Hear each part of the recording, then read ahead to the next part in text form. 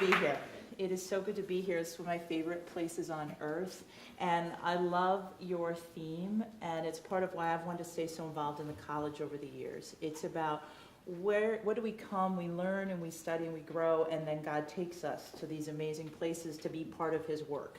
And often places where there's a lot of brokenness and injustice, but we can come and be light and be part of that with him. And I thank you today that I can spend some time talking to you about, let me make sure this is working. Oh, let me just make sure this works. Something very near and dear to my heart for the last couple of years, which is the plight of the orphan. And, you know, orphans are so close to God's heart. He is the father to the fatherless and invites us to be part of that. And for some of you in the room who aren't sure exactly your major or wondering about what you're studying and how it's going to apply later on, I'm thrilled that Dr. Cook is the respondent to this lecture, because I took a lot of developmental psychology courses when I was here, and then ended up working in an emergency department that takes care of really old patients, and sort of wondered what happened to all that knowledge. And in these last few years that I've been involved in orphan care, I've been able to pull a lot of that back. And so you'll be amazed at how God will use things in your life coming around as you go on this journey. So let's get a start. What I'm going to do today is take you just through very much sort of an overview of what's happening with vulnerable kids around the world today, and then spend most of the time talking about what are the specific challenges that those kids have, and how do we think about solving them, because we are a people of hope, right? And how does God sort of bring hope to these kids, and so they end up not being defined by their circumstances. So that's where we're going to go today. And then I'll end at the end just a little bit about maybe you've had a chance to work with vulnerable kids, or you're thinking about a short-term missions trip where you've worked with orphans or something like that. What are some things I'd like you to think about as you work with these kids? So that's what we're going to journey and cover today. Just to give you a sense, the latest estimates is there's about 140 million orphans worldwide. 15.1 of those are double orphans, meaning they've lost both of their parents. Many of the others are separated from their families because of economic or political or natural disasters, those types of things. We know in addition there are 2 to 8 million children living on the street, fending for themselves. Here in the U.S., there's about 111,820 kids waiting each year for adoption.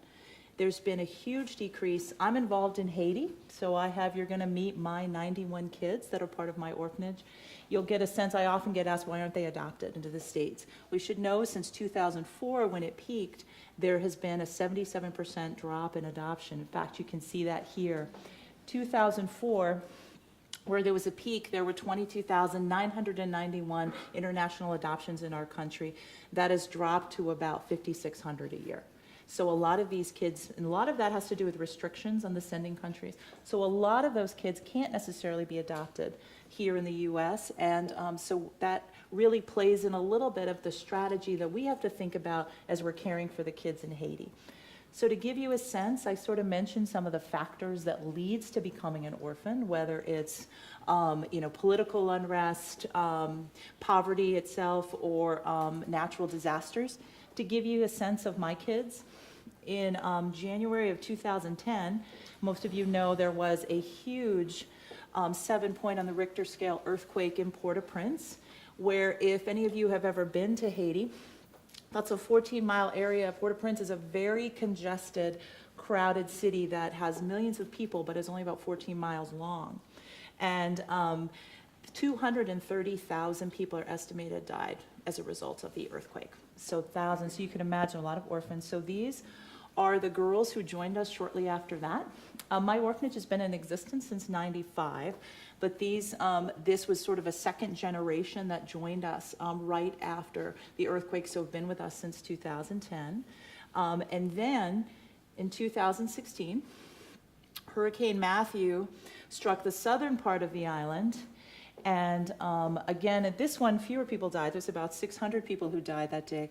But a lot of people, if you can imagine the devastation, if you're already living in a really unstable house, to have that washed away. And so I flew down there in November, and we made the decision that we had capacity, I'll show you our building, to take in more kids. And we decided to take in another 30 kids. These are the kids who arrived the second night I was there. Most of these kids, you can see how small they are. Most of them are actually 7 or 8 or 9 years old. Many of them have never been in school. They do go as low as the little girls in the front are 2 or 3. But so these kids came in. They arrived at my orphanage with, each of them had a bag of some sort. A lot of times it was an old lady's purse or something. And they all had the same thing. They had a pair of underwear, 1 pair of shorts, and a package of crackers. And they came to live with us. So gives you a sense for a lot of these kids what their background was. This is my neighborhood in Bolos, which is one of the poorer areas and crowded areas of Port-au-Prince. To give you a sense, that's the view from my roof of my school. And here's our building. It's been there since '95. Currently has 91 children. During the day after the earthquake, we opened a school, and we provide primary school up through the high school grades for 300 neighborhood students. And we employ 75 Haitian workers, and give you a sense of sort of what our neighborhood looks like. As you can imagine, we don't actually, there's a couple trees you can see, but otherwise, in terms of things when you think about children and playing, grass and trees and all those kinds of things, it's a very dangerous neighborhood, so we have to keep it gated and locked just because there are a lot of gangs in our area. But that's where we are.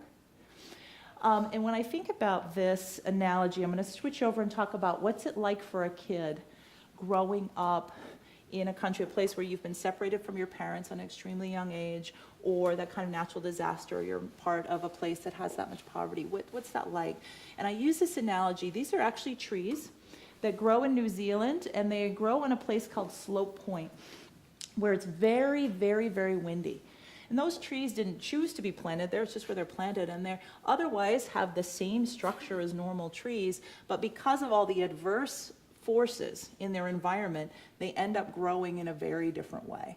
And we have to think about, as someone who cares about orphans and is taking care of vulnerable kids, what happens to somebody who doesn't grow up with the security of parents and nurturing caregivers, and that what happens to them, and how do we have to think about that as we're taking care of them? It sort of reminds me of these trees, you know, and sort of what do we need to do to give them sort of the nurture and the hope to sort of try to straighten things out, because otherwise they have all the potential in the world. We just have to think about it. So what things we do know for kids, this was a study in Romania where they looked at the larger brain. The side there is somebody who has a healthy brain of a 3-year-old. The one next to it is somebody who grew up in a very deprived setting in a Romanian orphanage. And so you get a sense that their brain did not grow properly. When we look at the electrical sort of the metabolic activity of the brain too, if you were in a deprived setting like an institution versus you were never institutionalized, you can see sort of the energy and sort of the ability of the brain to make connections and such. So when you're not developing properly, what do we tend to see? Here's a little girl the first night she arrived, and I'll show you her in a couple months. We tend to see developmental delay. A lot of the kids are very small physically, and also just much more immature for their age in terms of their sort of delay in language and their delay in sort of some of the fine motor skills that we'd want them to have. We also know that when you're in a chronic stress environment where you're either subject to abuse or subject to things like not enough food, those kinds of things over time, you tend to develop a really sort of over response to fear and stress. Cortisol levels are up a lot, and you end up stressed all the time, and to where a lot of the kids have a lot of sensory issues and tend to get frightened easily and sort of are always a little bit on guard. Instead of relaxing and playing, we tend to see that. As you can imagine, we saw a lot of educational, physical, and nutritional issues as well. And particularly this idea of attachment. You know, one of the critical things when a child is young is attaching to a nurturing caregiver. Somebody that I can trust, that I know is going to meet my basic needs, has my interest. When you don't have that, you don't have disordered attachment, later on, we have to be really careful in terms of what kind of relationships is this child forming, and do they have the ability to form relationships and ability to connect and trust other people when they haven't had that experience. What I think is encouraging, and what we think about a lot as we are trying to take care of our kids, and I'd love you to think about now in a moment, maybe you know a kid from a hard place, a kid that, you know, maybe you were a counselor or some other kids, or maybe some ministry or some work you've been involved in before, or maybe somebody, you know, that's closer in your neighborhood, a kid who really struggling, that's maybe come from a tough background. I think what's encouraging is when we think about, okay, how do I engage with this child and sort of help sort of change that trajectory? And this idea of neuroplasticity, I think, is so important, which is essentially, we're not fixed. Our neurons are forming new connections, and we are getting new opportunities as we learn and grow from experience. We actually change our brain. And so we are very intentional in thinking about, okay, what's happened to this child before? These messages of I'm not worthy, can I trust, am I loved, am I going to be okay? What do we need to do to sort of change that and form some new pathways? Pathways based on hope, pathways based on possibility and security. And so I think a lot about Romans 12 too. Do not be conformed anymore to the pattern of this world, but be transformed by the renewing of your mind. And so we think about our kids, and we call it trauma-informed care. We know what's happened to them, and we recognize that some of those consequences are going to be either behavior we don't like or emotional difficulty regulating their emotions, difficulty learning, difficulty engaging. What can we do that'll make it different? And I love this concept here, is that thoughts are real physical things that occupy space in our head. And every moment you can actually change your brain by thinking of things, and hope kind of puts us in that positive direction. So that's kind of why we're called Hope for the Children of Haiti. What do we do to bring hope? So here's the little girl I showed her the first night she arrived. This is her 3 months later. And this is after making sure she had 3 meals a day. I can be honest, as a physician, the medical care has been the easy part. They have similar diseases, and I have medicines, and I have a pharmacy. I have a telemedicine system, so I can give them, I can give them guidance when I'm here in the States. That's been the easier part. This helping them develop as a whole child has been where we've had to spend most of our work. And part of it is just consistent routines. And our orphanage, we work really hard to have consistent routines. We have a bath every time, in the morning, same time every day. The meals come at same time. They have devotions in the evening. They have different times of recreation and play. And the other big piece, and the key whenever you're working with vulnerable kids, is that even one caring adult can make a difference, and that's about nurturing caregivers. So what I want to spend the last of my couple minutes talking about are some of the things that we do to try to reverse that effect of disordered attachment, of the adversity in their lives, and what we do to make a difference. First of all, the caregivers can make a huge difference. I put this picture of Guy here, who is our director. He is a pastor. He sees this as a spiritual calling, and actually is trying to replace all of those negative messages with the truth of Christ's love for them. And how do we kind of keep doing that over and over? We recognize that caregivers are really important. The ideal thing for kids is to grow up in a family. We knew that to put them right back and try to connect a family to them didn't make sense given the adverse conditions. But how could we help them connect back to their story in a positive way?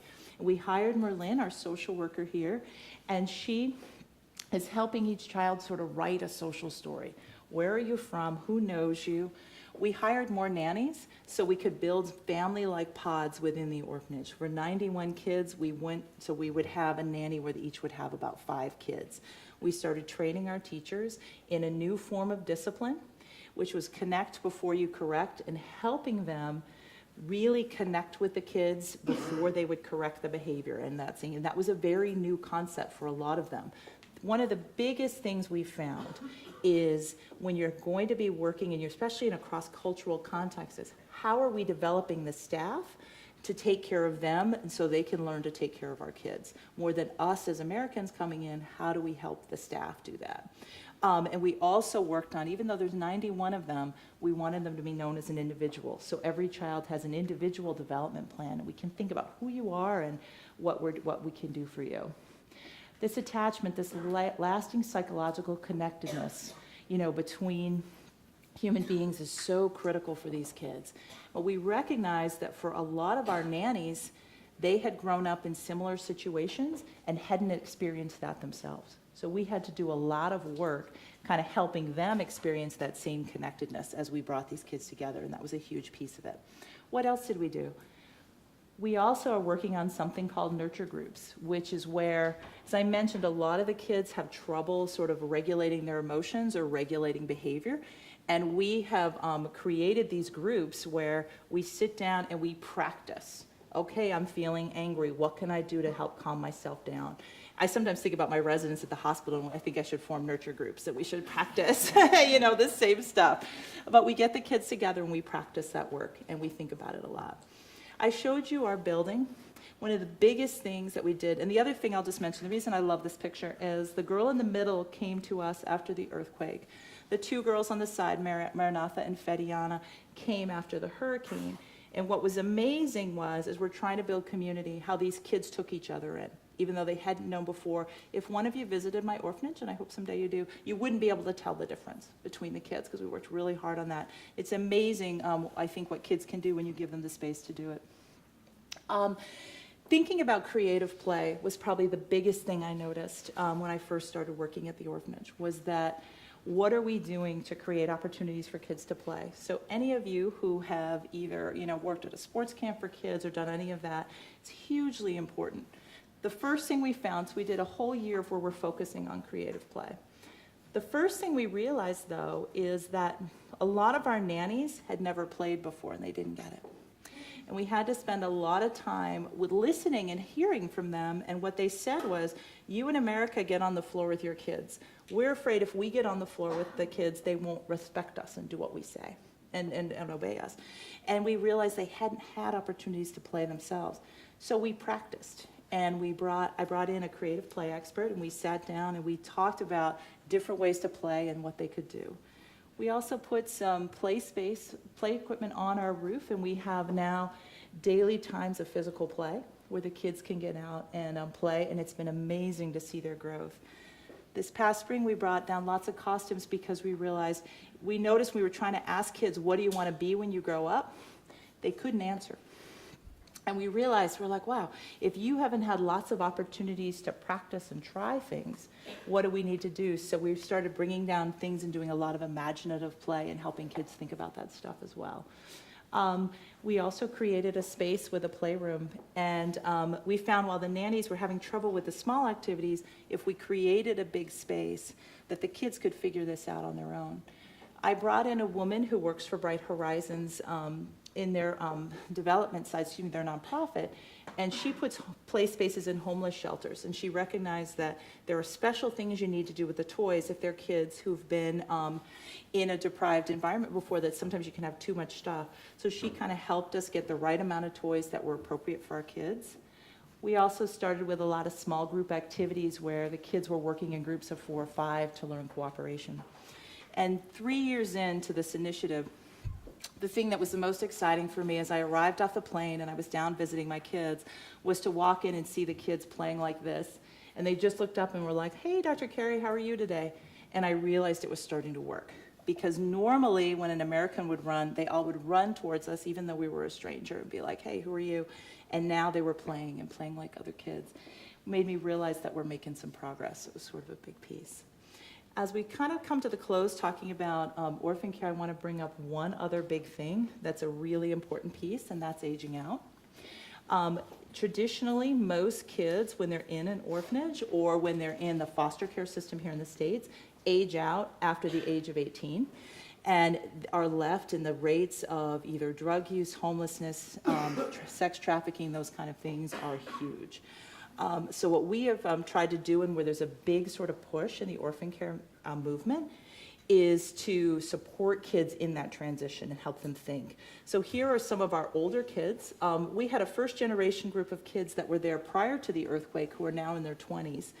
And while the average age, the typical age to age out is 18, we actually go till 27. Because if you guys think about now, you still probably talk to your parents and use them for a fair amount, and we realized we needed to do the same.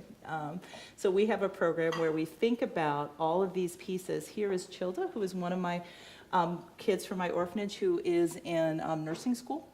So we work on life skills, career development, spiritual mentoring, transitional housing, and building a community of support around them as well. So something to think about that's a big piece in the orphan care movement right now as well. I wanted to end because we have lots of teams. Tomorrow we're going to spend the whole time talking about short-term missions and sort of how I think is the best way to engage with this population. But what I wanted to do is leave you with a few things today. If you've ever had a chance, just curious of all the students here, how many have visited an orphanage before? Any of you? A lot of you. See a lot of you out. So I'll be interested to see your thoughts about this when we have a chance to interact in this question and answer period. There is a lot of great things about visiting kids and a lot of things that you have to be careful about. So I want to just give you a couple of tips as we end. I do think it's important to have realistic expectations in terms of sort of what you're going to be able to accomplish when you're there and the connection with the kids. I would ask when you go that you understand to a lot of these kids, they're not sure how to handle strangers. And so we actually work really hard to make sure we have somebody that there, like the director, that's kind of introducing you. Because you think about it, when you were a little kid, you wouldn't just walk up and probably talk to random people. You'd kind of wait for your parents to say, hey, this person's okay. And so what we do is sort of the same thing. So we have the director introduce every new adult that comes in and kind of says in that. And we're really careful around boundaries. We also, when anyone visits our orphanage, we have them spend a fair amount of time supporting the staff and kind of learning what they do. So for example, if you bring gifts or toys to my orphanage, the staff have to give them to the kids. We definitely want them to be seen as the primary caregivers because we want to support really healthy attachment. We also, when people come and visit our orphanage, we encourage long-term connection. We have a pen pal program where you can stay connected to the child because we know that the best chance that that child has is to learn English in terms of employment later on in life. So we work hard to kind of keep that long-term connection. And we're also very careful about the use of social media. So making sure that those pictures and things that are shared really convey the dignity of our kids. And so that's the other kind of piece. I love that so many of you visited orphanages and care about vulnerable kids. And just wanted to share a few things about that. So as I come to a close, I just want to say it was a real privilege to be able to come and talk to you today about what we do and sort of what I feel God's heart for orphans is, and love to get a chance as we finish up to take questions or your own perspective on these issues, but I'll turn it back over to Bill for now.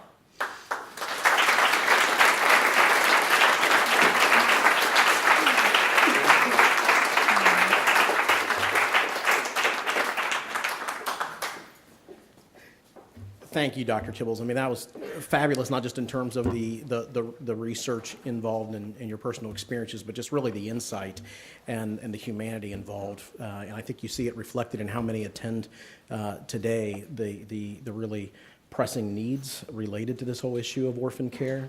And how deeply it touches so many lives. I say that as an adoptive father myself. And I, as I look at this room, I'm just curious by a show of hands, how many of you, if you could just raise your hand, how many of you come from a family where you, in your immediate or extended family, have adopted an orphan? Can you just raise your hands really high there? And how many in your, a lot around the room, and then how many in your local church, adoptive families? Yeah, right. So something that I think increasingly is near and dear to this generation, and something that you all have a lot of personal experience with. So again, thank you, Dr. Tibbles. We really appreciate it. And now we want to introduce your respondent, who is our own Dr. Kaye Cook from right here at Gordon College. So if I could share just a little bit about Dr. Cook. After earning a bachelor's degree in math from Georgia College and University, Dr. Cook obtained a master's degree in developmental psychology from the University of North Carolina, Chapel Hill. Her master's thesis for this degree was on the verbal and nonverbal sharing of 2- and 3-year-olds. And her work on childhood development there is illustrative of the kind of work that Dr. Cook has done over the years, making her very well suited as our lecture respondent today. Following her master's work, Professor Cook earned a PhD in developmental psychology from the University of North Carolina, Chapel Hill, with a dissertation on the learning of kindness. Kaye Cook has been a member of the psychology department at Gordon College since 1978. She has long-term research interest in culture, values and context, gender issues, qualitative research, and moral and faith development. As a licensed clinician and writer, she specializes in the developmental issues of women, of immigrants seeking asylum, and of emerging adults. Recently, her work has focused on interview studies that explore such questions as the relationships among forgiveness, Suffering and Grace, Everyday Understandings of Morality by Cambodian Buddhist and Christians, The Values of Korean College Students and of Brazilian and Christian Immigrants, and The Meaning Making of Christians in Rapidly Changing Cultures, Brazil and China. Currently, she is continuing her interest in culture by carrying out a series of studies exploring attitudes and understandings of forgiveness. She has been a visiting professor at Dartmouth College and a visiting fellow at Biola University's their Center for Christian Thought. Kaye is active in the Association for Moral Education, where she serves as president. And finally, I can say, as I'm sure many of our faculty colleagues who are here today can also agree, it is a genuine delight to work with Dr. Cook. We all benefit from her research and insights. We're so pleased to have her as our lecture respondent. So would you join me in welcoming Dr. Cook?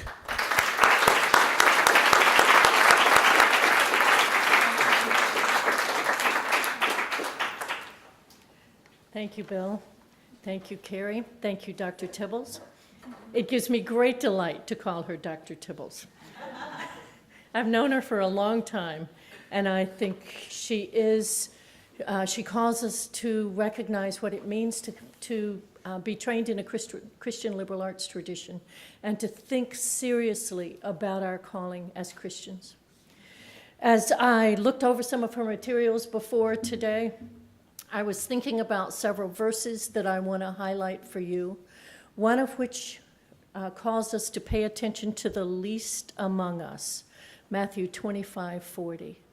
Another of which calls us to become like little children. And both of those verses are from Matthew, which also has in it the Great Commission. And I have been challenged by Dr. Tibbles' words and by some thoughts that I will share with you, that what does it mean for us to go out into the world? How can we call people to serve God? We must pay attention to the needs of those, the least among us. Clearly, children mattered to Jesus, and they matter to us. Yet these are troubled times, and it is sometimes difficult to know how we can minister, what we can do, particularly if, in times like these, Christians seem to disagree, seem to pay less attention to the least among us. I think Dr. Tibbles' outline of the problems of vulnerable children is powerful. These children experience poor nutrition, limited education, attachments that are insecure, high levels of anxiety, problems with physical development, including abnormal brain development. Surely, not protecting children violates our calling as Christians at a really basic beginning level of moving out. What does it mean to care for the least among us? I've worked with immigrants more than with children in Haiti. My role is to evaluate kids, to help parents understand evaluations that have been done in the school system, and to interpret my assessments and the other assessments that they have received in the court system in my efforts to get citizenship for immigrants who qualify. Because of my particular orientation to the immigration world, I have been horrified to see the separation of families at the U.S. borders. Although the policy has ended, at this point, as many as 250 children remain separated from their parents, most because their parents have been returned to their own country, and the records were so poor that no one can locate the families. Most of these children are under the age of 10, separated from their families. On average, they have been detained for 6 months. Some of them have relatives in the U.S., but their relatives are afraid to go to the detention centers to be reunited with family members, because if they are undocumented or they live with undocumented immigrants, then they will be imprisoned and deported. It is a horrifying situation. The children therefore live with others in compounds, mostly tent cities, massive tent cities. They are united with 13,000 minors, so the tents are enormous, and most of the others in the tent cities have crossed the border without a parent. The numbers of detained minors have skyrocketed, a 5-fold increase since last summer alone. What parent would leave home with a child under the age of 10? Or what parent would let their child go alone if they didn't have to? These are desperate parents, and these are desperate times. Also, the numbers of people trying to cross the border has increased. In other words, if this is a policy to prevent individuals from crossing the border, it does not work. Yet the human toll of this policy is staggering. To developmental psychologists, and I love this working with across divisional boundaries, which I think are artificial anyway. To developmental psychologists, separating children from their parents, failing to provide an adequate education, introducing instability into stable context is a bad idea, for which these children, their families, and our cultures will pay for generations to come. Yet these things not only happen, but we as a country perpetuate them. How we treat children tells others a lot about who we are. Children need stability, they need structure, they need warm, loving, consistent caregivers. Sometimes timing matters. For example, attachment needs to be formed in the first year of life, and those who lack a stable caretaker can compensate, but it isn't easy. The need for taking care of particularly infants, but also children, also teenagers, is huge. So what can you do? I appreciate Dr. Tibbles thinking along these lines, and I encourage you to think in line with your strengths. Are you a political thinker? Think about helping to develop a coherent, reasonable foreign policy. Are you a natural science major with a pragmatic bent? Think about ways to provide better resources and to better care for those who are in the path of hurricanes. Are you a psychology student? You can provide life skills training, support for caregivers, counseling for trauma survivors, and serve children in many, many ways. Explore what you can do. And I hope that during these next few days, we will be praying together about ways we too can serve the least among us, because I think we very quickly realize the least among us is us. So thank you, Dr. Tibble, for bringing these to our attention.